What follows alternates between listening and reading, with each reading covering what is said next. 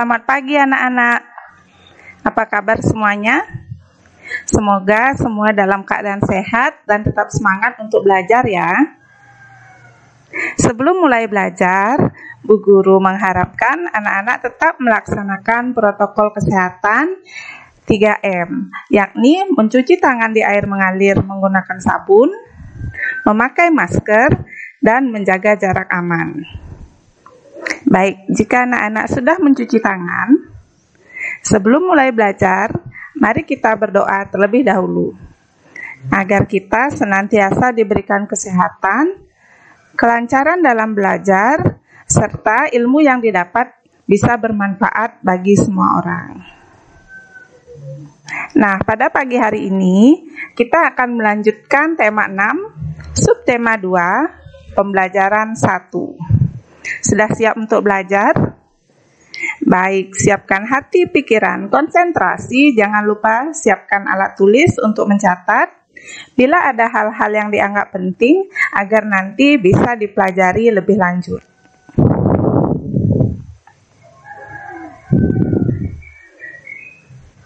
Yang pertama kita lihat tujuan pembelajaran. Adapun tujuan pembelajaran pada pagi hari ini adalah setelah menyimak video pembelajaran ini, anak-anak diharapkan dapat menjelaskan hak sebagai warga negara Indonesia, menentukan kalimat utama dan gagasan utama dari teks non-fiksi, menuliskan pasal-pasal dalam Undang-Undang Dasar 1945 yang mengatur tentang hak warga negara Indonesia, dan menuliskan perilaku warga negara Indonesia untuk mempertahankan kemerdekaan. Nah, kita lanjut ke materi hari ini. Sebagai warga negara, kita memiliki hak untuk mendapatkan kesejahteraan. Nah, kesejahteraan akan dapat dirasakan setelah mendapat penghidupan yang layak. Penghidupan yang layak dapat diperoleh dengan mendapatkan pekerjaan yang layak. Nah, bagaimana caranya mendapatkan pekerjaan yang layak? Untuk itu, pemerintah telah mengadakan berbagai pelatihan keterampilan agar warga negara memiliki keterampilan. Nah, masyarakat yang terampil akan mudah untuk mendapatkan pekerjaan yang layak. Nah, anak-anak, hak-hak sebagai warga negara Indonesia dapat kita pelajari dengan cara membaca teks non-fiksi. Anak-anak masih ingat kan apa itu teks non-fiksi? Ya, teks non-fiksi adalah teks yang ditulis berdasarkan data atau kenyataan yang ada. Nah, pada umumnya, teks non-fiksi itu terdiri dari beberapa paragraf, anak-anak, di mana setiap paragraf biasanya memuat gagasan utama. Gagasan utama adalah topik yang dibahas pada suatu paragraf dalam teks. Nah, biasanya gagasan utama ini juga disebut dengan gagasan pokok atau pokok pikiran. Nah, gagasan utama atau gagasan pokok atau pokok pikiran ini terdapat di dalam kalimat utama dalam sebuah paragraf.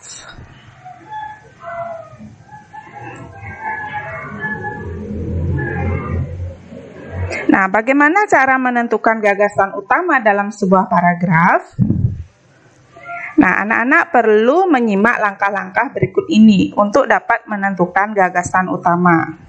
Yang pertama, kita baca dengan cermat setiap kalimat yang ada di dalam sebuah paragraf.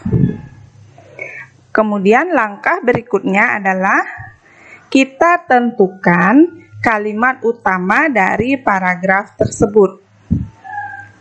Dan langkah yang ketiga adalah Kita tentukan gagasan utamanya bisa dengan cara menjawab pertanyaan, apa sih yang sedang dibahas dalam paragraf ini? Sebagai contoh, Ibu akan memberikan sebuah penggalan teks non-fiksi yang berjudul Hak sebagai Warga Negara Indonesia. Paragraf pertama. Sebagai warga negara, kita memiliki hak yang harus diterima. Hak sebagai warga negara harus dipenuhi oleh negara. Tujuan pemenuhan hak warga negara adalah agar masyarakat dapat hidup sejahtera. Kita memiliki banyak hak sebagai warga negara, misalnya hak mendapat perlindungan hukum, mendapat pekerjaan dan penghidupan yang layak, serta memperoleh pendidikan dan pengajaran. Nah, setelah kita membaca penggalan teks ini, kita bisa menentukan yang mana sih kalimat utamanya, kemudian barulah kita menentukan apa gagasan pokoknya. Nah, anak-anak bisa lihat bahwa kalimat utama dari paragraf tersebut adalah sebagai warga negara, kita memiliki hak yang harus diterima. Nah, kemudian dari kalimat utama ini, kita bisa tentukan apa sih yang sedang dibahas. Nah, yang sedang dibahas di sini adalah hak sebagai warga negara. Hak sebagai warga negara tadi bisa anak-anak simak diulang-ulang beberapa kali dalam paragraf tersebut.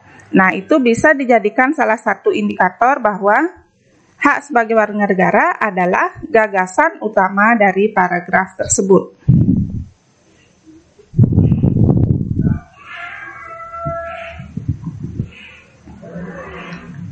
Nah, kita lanjut. Apa saja sih hak sebagai warga negara sesuai dengan Undang-Undang Dasar 1945? Seperti yang sudah anak-anak simak sebelumnya, bahwa sebagai warga negara kita memiliki beberapa hak. Nah, ternyata hak sebagai warga negara tersebut diatur di dalam Undang-Undang Dasar 1945.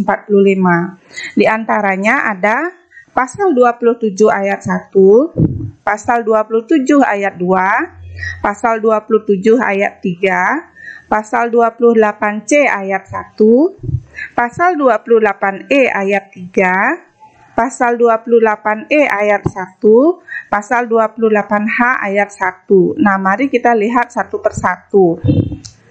Apa sih isi dari Pasal 27 ayat 1?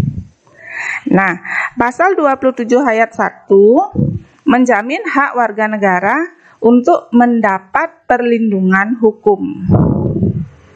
Ya, Pasal 27 ayat 1 menjamin hak warga negara untuk mendapat perlindungan hukum. Berikutnya, Pasal 27 ayat 2 menjamin hak warga negara untuk mendapat pekerjaan dan penghidupan yang layak. Pasal 27 ayat 3 menjamin hak warga negara untuk ikut serta dalam upaya bela negara. Pasal 27 ayat 3 ini adalah tentang ikut serta dalam upaya bela negara. Kita lanjut ke Pasal 28C ayat 1, yakni hak tentang kebebasan memelihara dan mengembangkan nilai-nilai budaya nasional. Pasal 28E ayat 3, kemerdekaan berserikat dan berkumpul serta mengeluarkan pikiran. Jadi sebagai warga negara kita diberikan hak untuk berserikat, berkumpul dan mengeluarkan pikiran. Kemudian Pasal 28E ayat 1, kemerdekaan memeluk agama dan beribadah menurut agamanya dan kepercayaannya masing-masing. Pasal 28H ayat 1, yakni negara menjamin hak warga negara untuk memperoleh fasilitas pelayanan kesehatan. Hak warga negara di dalam Undang-Undang Dasar 1945 juga terdapat dalam pasal 30 ayat 1, 31 ayat 1, pasal 33 ayat 3, dan pasal 34 ayat 1, di mana pasal 30 ayat 1 tentang ikut serta dalam usaha pertahanan dan keamanan negara. Pasal 31 ayat 1 tentang hak untuk mendapat pendidikan dan pengajaran. Pasal 33 ayat 3 tentang memanfaatkan sumber daya alam. Dan pasal 34 ayat 1 tentang fakir miskin dan anak-anak yang terlantar dipelihara oleh negara. Nah, itu tadi tentang hak-hak warga negara. Selanjutnya, bagaimana sih sikap kita sebagai warga negara Indonesia untuk mempertahankan kemerdekaan? Karena tadi sudah ada hak-hak kita sebagai warga negara yang sudah terpenuhi, maka kita juga harus melaksanakan sikap guna mempertahankan kemerdekaan yang sudah kita raih. Nah, jadi diantaranya adalah melalui sikap cinta tanah air. Nah, sikap cinta tanah air ini bisa kita tunjukkan dalam berbagai perilaku. Contohnya, melestarikan budaya bangsa, hidup rukun dan gotong royong, menjaga kelestarian lingkungan, belajar dengan sungguh-sungguh, dan menciptakan kerukunan antar umat beragama. Nah, kalau anak-anak sebagai seorang siswa, misalnya anak-anak belajar dengan sungguh-sungguh, walaupun dalam situasi belajar di rumah, anak-anak tetap rajin belajar, jadi tetap menganggap bahwa ini bukan liburan tapi belajar dari rumah. Tetap rajin belajar, itu termasuk salah satu sikap cinta tanah air anak-anak. Berarti anak-anak sudah ikut berpartisipasi dalam mempertahankan kemerdekaan Indonesia. Nah, kemudian sikap yang lain contohnya adalah membina persatuan dan kesatuan. Nah, dalam sikap membina persatuan dan kesatuan ini kita bisa menerapkannya dalam kehidupan sehari-hari melalui berbagai perilaku. Contohnya, berteman dengan siapa saja atau tidak memilih teman dalam bergaul ya. Walaupun teman kita itu berbeda suku, agama, ras, ataupun golongan, kita tetap mau berteman dengan siapa saja. Kemudian, contoh lainnya adalah dengan tidak memaksakan kehendak. Jadi, walaupun teman kita misalnya berbeda pendapat, berbeda kegemaran, berbeda cita-cita, misalnya, kita tetap harus saling mendukung dan saling menghargai sesama teman, jadi tidak memaksakan kehendak ya. Kemudian sikap berikutnya, contohnya adalah bersama-sama membersihkan lingkungan, mempelajari kesenian daerah lain, dan menolong siapa saja tanpa membedakan suku. Sikap berikutnya adalah sikap rela berkorban. Sikap rela berkorban dalam upaya mempertahankan kemerdekaan bisa kita lakukan dalam berbagai perilaku. Contohnya, bersedia menolong dengan harta.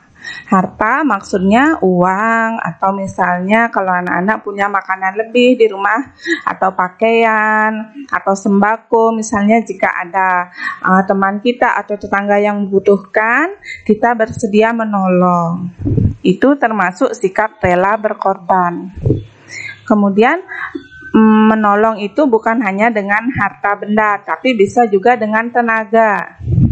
Misalnya menolong teman kita yang sedang repot, misalnya menolong tetangga yang sedang ada upacara adat, misalnya kita ikut bantu-bantu di sana, itu termasuk menolong dengan tenaga. Kemudian menolong dengan pikiran. Menolong dengan pikiran misalnya jika teman kita sedang mengalami masalah, kita bisa menyumbang solusi atau menyumbangkan saran atau urun pendapat, itu termasuk contoh menolong dengan pikiran. Kemudian contoh perilaku yang lainnya adalah mau mengalah saat bermain dengan adik.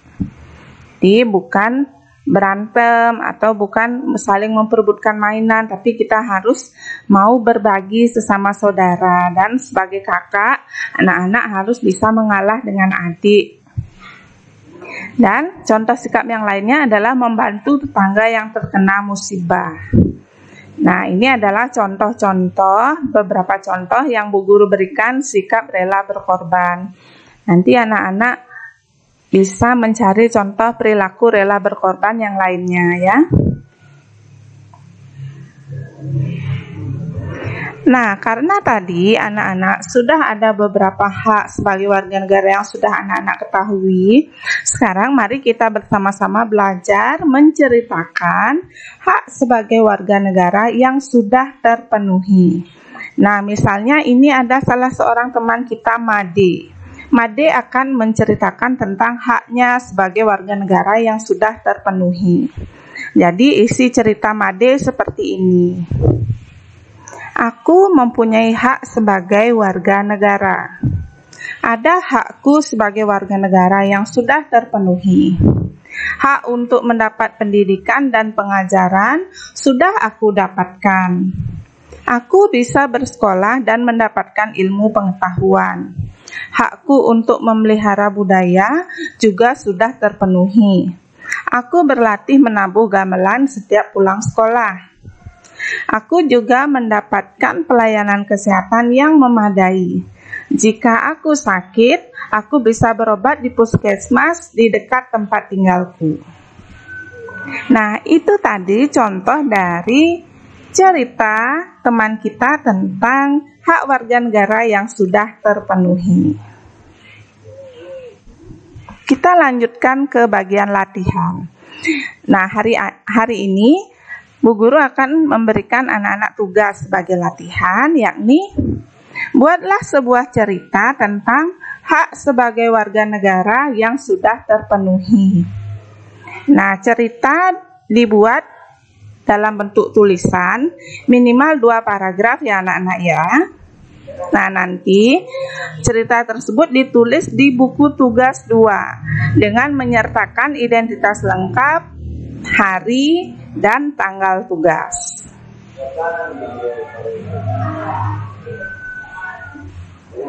Nah, sebelum diakhiri, Bu Guru ingin mengajak anak-anak kita bersama-sama melakukan refleksi ya. Apa saja yang sudah dipelajari hari ini? Bagian mana yang sudah dipahami? Bagian mana yang belum dipahami? Hal-hal apa saja yang membuat anak-anak merasa senang? Hal-hal apa saja yang membuat tidak senang atau kurang senang?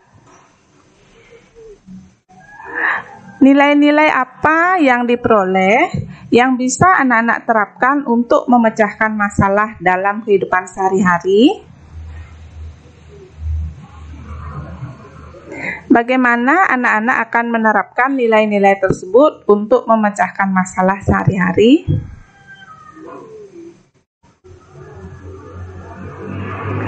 Baik, terima kasih sudah menyimak video ini. Selamat belajar. Semoga sukses untuk anak-anak semua dan sampai jumpa di video pembelajaran berikutnya.